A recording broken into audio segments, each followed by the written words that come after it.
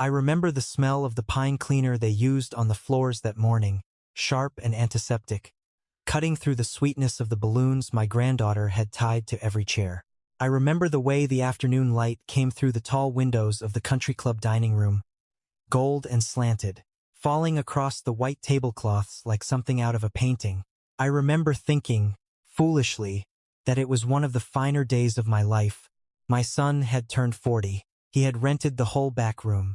He had ordered the good scotch, not the bottom-shelf stuff he usually kept around for guests he didn't respect. He had, for once, seemed to want me there. I sat near the head of the table, my cane hooked over the back of my chair, and I watched him work the room the way he'd always worked rooms, a hand on this person's shoulder, a laugh at that person's joke, a refill of somebody's wine before they even noticed their glass was low. Charles had always known how to make people feel like the only person in the world. It's a gift. I used to be proud of that gift. It's a gift. I taught myself, over the years, not to think too hard about who he'd learned it from and how much of it was real. His wife, Denise, sat across from me in a green dress that probably cost more than my first car. Her parents were there too, a stiff, silver-haired couple from Connecticut who always looked at our family like we were something they'd stepped in. My daughter, Renata, sat beside me, quiet, the way she always was at these things, watching more than talking, the way her mother used to. When Charles stood to give his toast, the room went soft with anticipation. He thanked Denise for putting up with him, which got the expected laugh. He thanked her parents for their business advice, which got a smaller, more knowing laugh, the kind reserved for people who understand exactly how a fortune gets built. Then he turned to me, raised his glass, and said, "And of course, my father, the man who taught me that money doesn't grow on trees, it grows in his checking account, and if you're patient, some of it drips down." And the table erupted, not a gentle chuckle, and a real, full laugh, the kind that comes from people who have been thinking the same unkind thought for years and are relieved someone finally said it out loud. Denise laughed so hard she had to dab at her eyes with her napkin. Her father slapped the table. Even Renata, my quiet girl, let out a small, embarrassed laugh before catching herself and looking down at her plate. I sat there and smiled, because that is what you do. That is what I had always done. I had built 2 companies from nothing, buried a wife, raised 2 children mostly alone during the years my first wife was fighting her illness, and I had learned, somewhere in there, how to smile through things that should have made me weep. I felt the heat crawl up the back of my neck. I felt my jaw tighten until it ached. I said nothing. I had a gift with me, tucked into a leather portfolio beside my chair. I had debated for 2 weeks whether to bring it. 5. Sitting there, listening to my son's joke ring in my ears, I decided the debate was over. "Actually," I said, and my voice came out steadier than I expected, "I do have something for you, son, since we're all here." I slid the portfolio across the tablecloth. Charles opened it with the easy confidence of a man who has never once in his life been surprised by a gift, because every gift he'd ever received had been exactly what he expected: cash, a check, the keys to something. He unfolded the papers. I watched his face change in real time, the way a summer sky changes before a storm you didn't see coming. "What is this?" he said.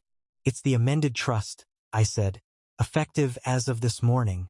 Denise leaned over his shoulder to read it, and I watched the same transformation happen on her face, curiosity sliding into confusion, then into something colder. Her parents went very still. "You're leaving the lake house to Renata," Charles said, reading aloud, his voice climbing. "You're cutting my stake in the dealership in half. He stopped. He looked up at me. "You're removing me as executor?" "I am," I said. The silence that followed was the kind you could hear. Somewhere out in the main dining room, a server dropped a fork, and the small clatter of it seemed enormous. "Why?" Charles said. It wasn't really a question. It was an accusation dressed as one. "Because I finally found out what happened to your mother," I said. I hadn't planned to say it there.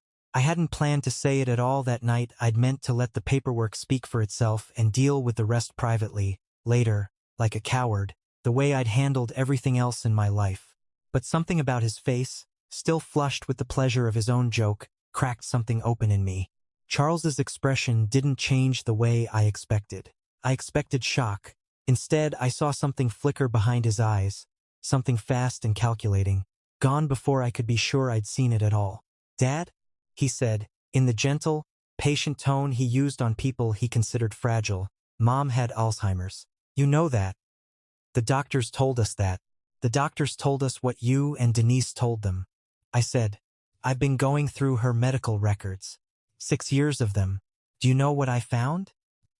6 years of them. Denise's hand found Charles's forearm under the table. I saw it, the small tightening of her fingers. "I found that every single doctor who ever raised a concern about your mother, every single one who used a word like unusual or atypical, or worth investigating further, got replaced. Within a month," I said, "by a doctor recommended by Denise's father." "Because I? That's insane," Denise said, her voice climbing an octave. "That's a coincidence. My father knows a lot of doctors. He's on 3 hospital boards. Of course he made recommendations." 6 doctors, Denise," I said. 6, in 6 years. Everyone dismissed the moment they asked the wrong question. Her father cleared his throat, the sound of a man trying to reassert control over a room that had already slipped away from him. "This is a grieving family airing private matters in a public restaurant," he said. "Whatever grief has done to your judgment, Walter, it doesn't give you the right to." "Grief," I repeated. The word tasted like ash in my mouth. "Grief.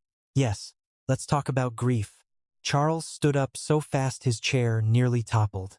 "This is unbelievable," he said, and now the color was rising in his face, an ugly, mottled red.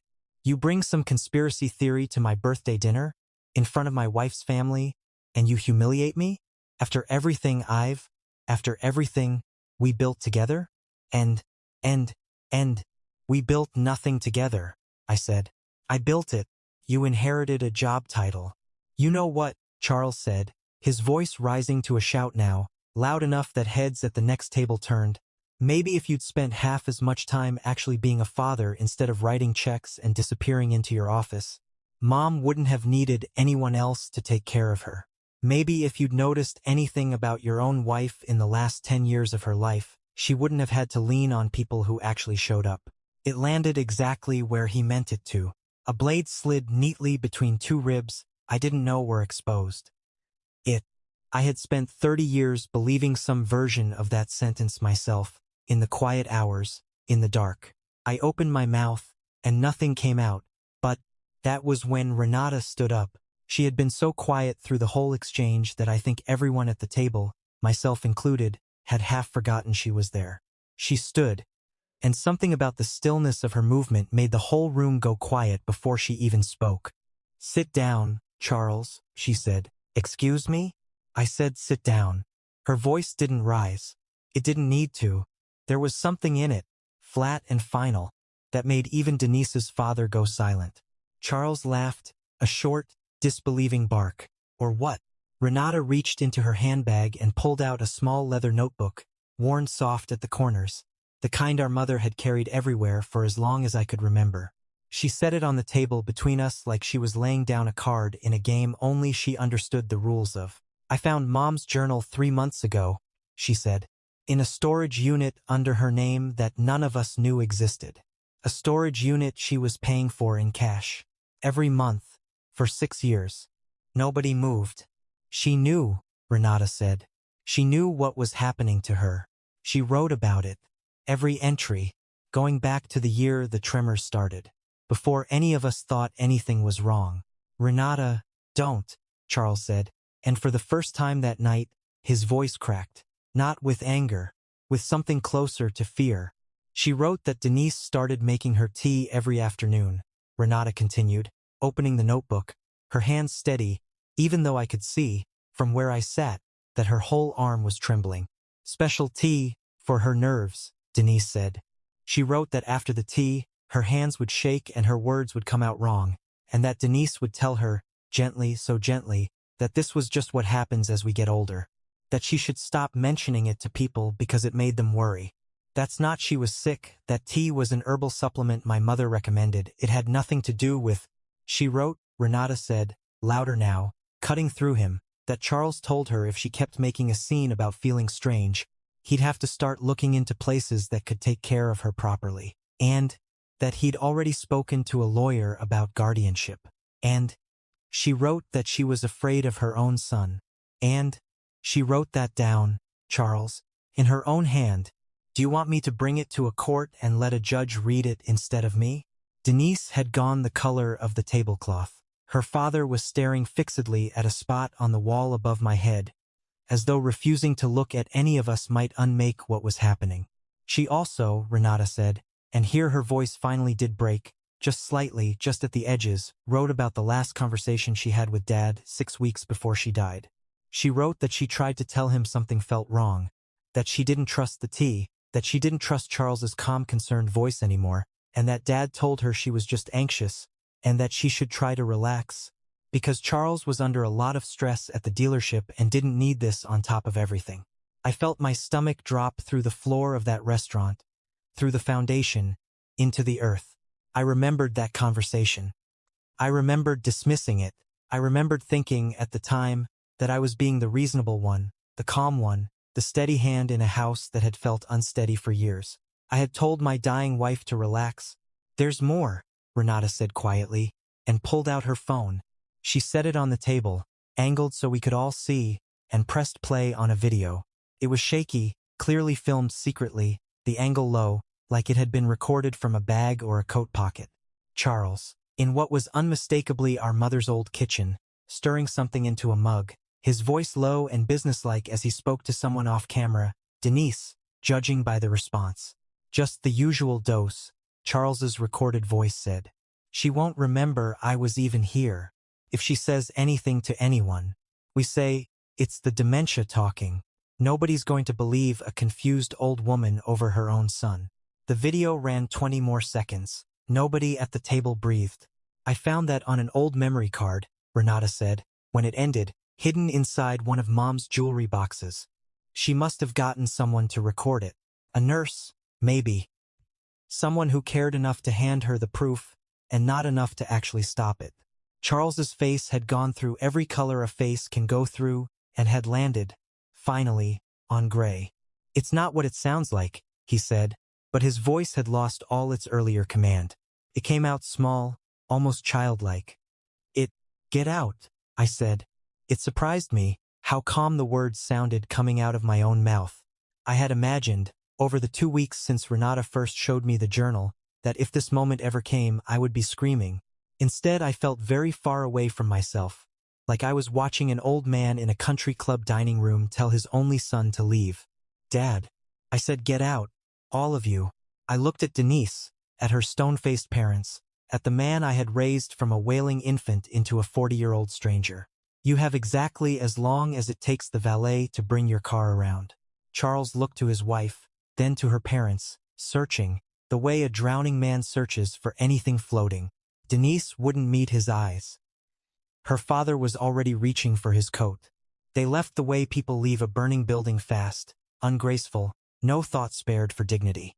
The door swung shut behind them, and the room they left behind felt enormous and terribly quiet, the balloons still bobbing cheerfully against the ceiling as if nothing at all had happened. Renata sat back down beside me. She was shaking now, the calm mask she'd worn through the whole ordeal finally slipping.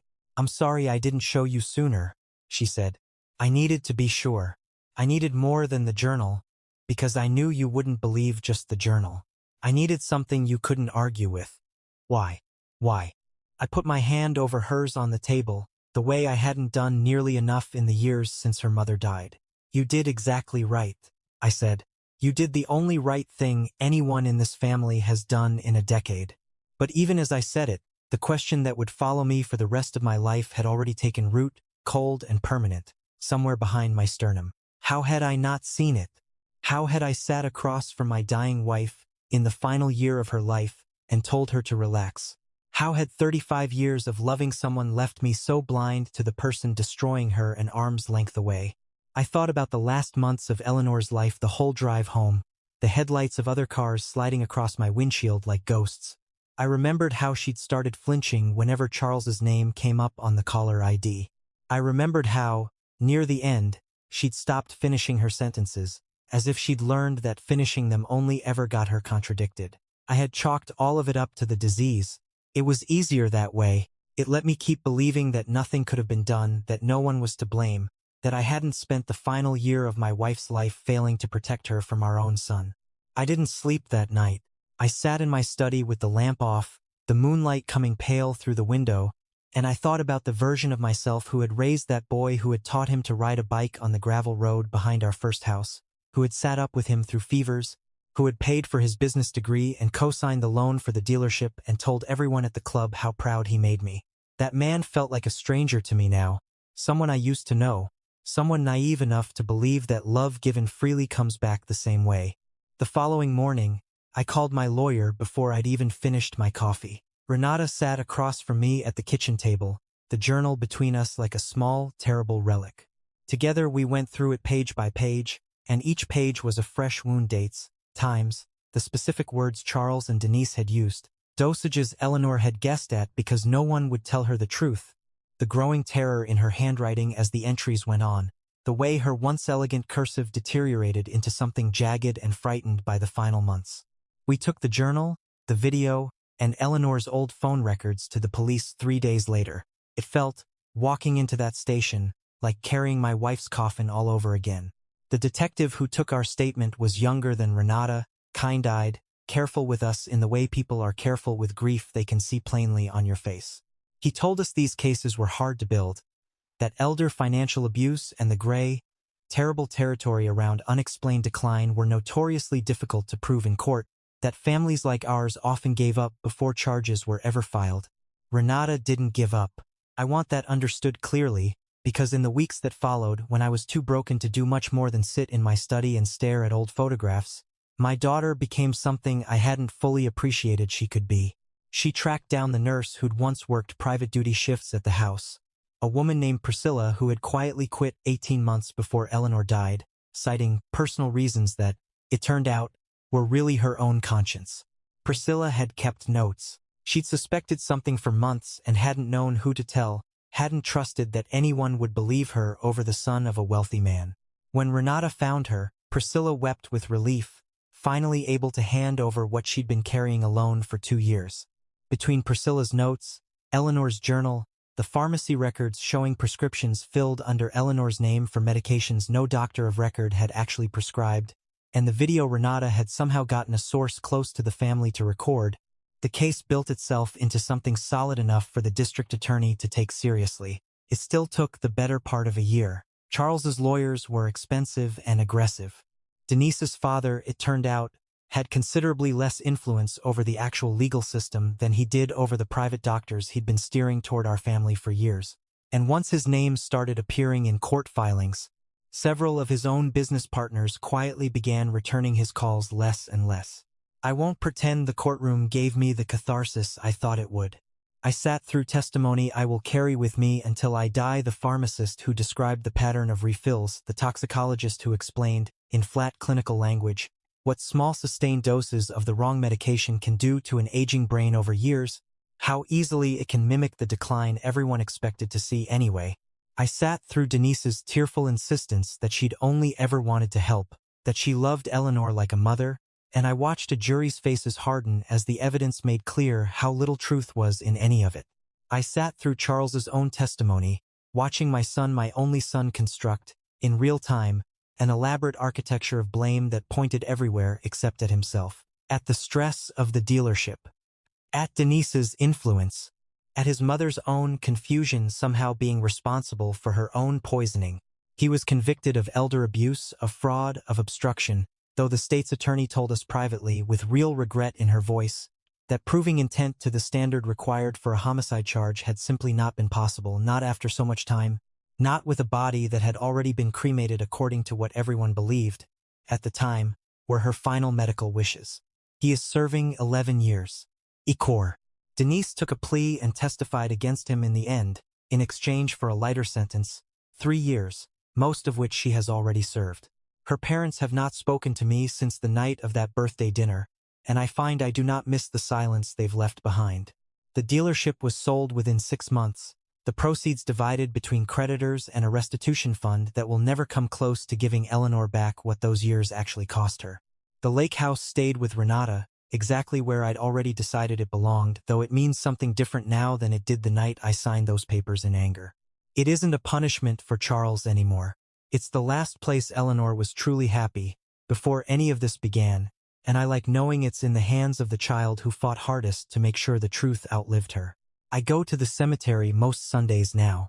Last week I brought the peonies Eleanor used to grow along the back fence of our old house, the ones she was so proud of, the ones she used to cut and put in a chipped blue vase on the kitchen table every June for 40 years. I knelt down in the grass, my knees complaining the way they always do now, and I told her what I tell her every time, that we found out, that Renata never stopped looking, not once, not even when I told her, in my worst and weakest moments, that maybe it was better to let sleeping dogs lie, that her son is where he belongs now, and that I am so sorry, more sorry than I have words for, that it took her death and a hidden journal to make me finally listen to what she had been trying to tell me for years. I don't know if Charles thinks about any of it, sitting in that cell. I don't know if there's a version of him capable of real remorse, or if what I raised really was, underneath all that charm, something hollow all along, something that learned early how to perform love without ever quite managing to feel it. I used to lie awake wondering which is worse, a son who knew exactly what he was doing to his mother and did it anyway, or a father who loved his son so much he refused to see it. I don't wonder anymore. I know the answer. It's the second one. It was always the second one. What I have left is Renata, and Renata is, in the end, more than enough.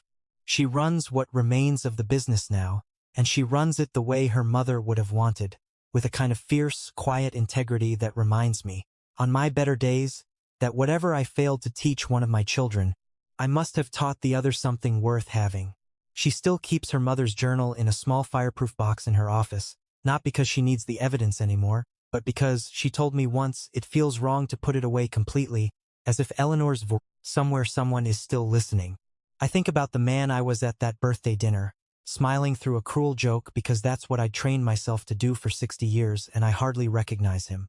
I think, more than anything, about how long I mistook silence for peace, and how much peace I might have protected if I had simply been brave enough one single time to ask my wife what was actually wrong instead of asking her to relax.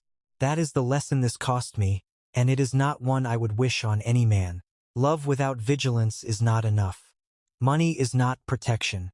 And sometimes the truth doesn't announce itself with thunder. Sometimes it waits patiently in a storage unit for 6 years, in a mother's careful handwriting, for a daughter brave enough to go looking for it.